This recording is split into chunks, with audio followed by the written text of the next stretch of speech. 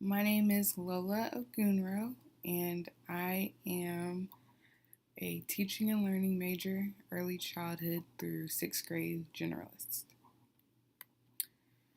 So, I actually do not know any other languages besides English. All of my family, they only speak English, besides my dad. He speaks Yoruba because he is Nigerian, but he speaks English most of the time, so I do not have any actual I don't spend any time interacting with any other languages besides English, unfortunately.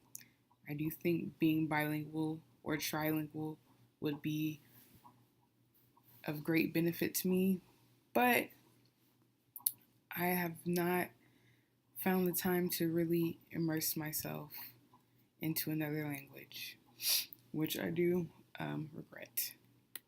However, in high school, as it's required for most Texas high schools, I did take 2 years of Spanish. And I remember a little bit, like a few words, like how to greet people, how to say my name, how to ask where something's at. But outside of that, I'm not conversational. If I went to a Spanish speaking country, I would not be able to help myself. I would just be confused. So, yeah, those 2 years of Spanish probably just went to waste. When I was taught Spanish, we learned mostly with working with the text, working with the textbook, and the teacher explaining to us, giving us written examples on the overhead, but we didn't really do a lot of role playing or oral practice with Spanish while I was in the class. I do wish that the way that Spanish was taught to me was, I guess, a little bit more interactive. I feel like we should have done less work with the textbook and a little bit more like speaking. I think the class should have been like 75% speaking, but it wasn't. Yeah, but I wish that I could have gotten a richer Spanish speaking education. So when I'm interacting with someone who does not speak English and they just speak another language, I do find that they're more willing to try and help you understand what they're saying.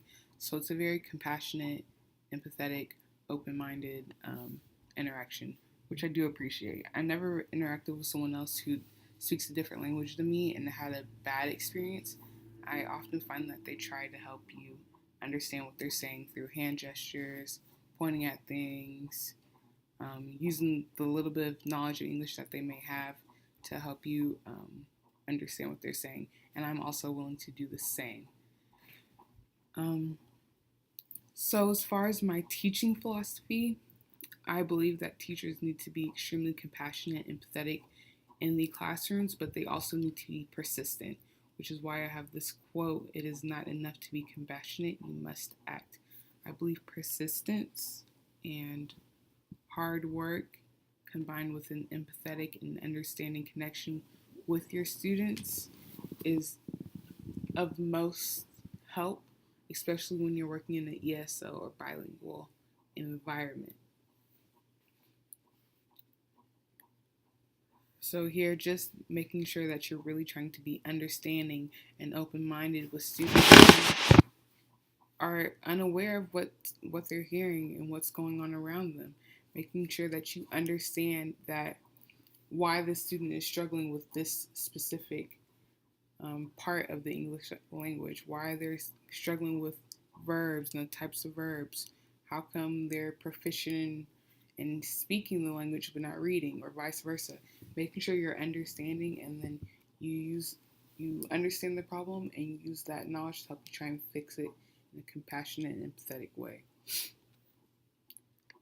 I believe that this class will equip me with the tools I need to be a compassionate and understanding educator, because it's really going to flesh out the methodology that I need to use in order to be the best ESL educator that I can be. Personally, even though I don't know another language, I do believe that like being fully immersed in the setting of another language would really help me learn the language the best. Like, if I wanted to learn Spanish and I just went to live in Mexico for like 3 months, I think that I would get a good grasp on the language very well and more quickly because I'll be forced to use it. When I'm in America and everybody's speaking English, I'm not forced to use the language.